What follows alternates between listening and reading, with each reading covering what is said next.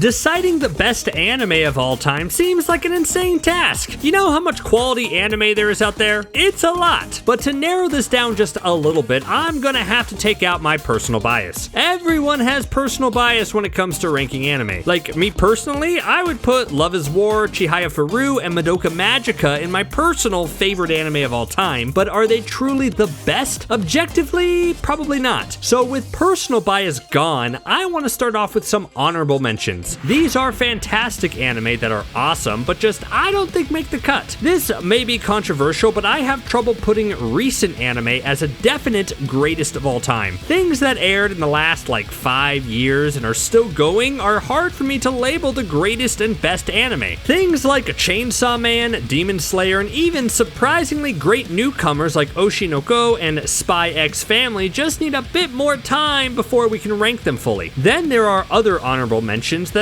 just missed out a spot on the podium. Those are things like My Hero Academia, Attack on Titan, Full Metal Alchemist Brotherhood, and Death Note. All I think would crack the top 20 easily, and probably even the top 10, but what do you think?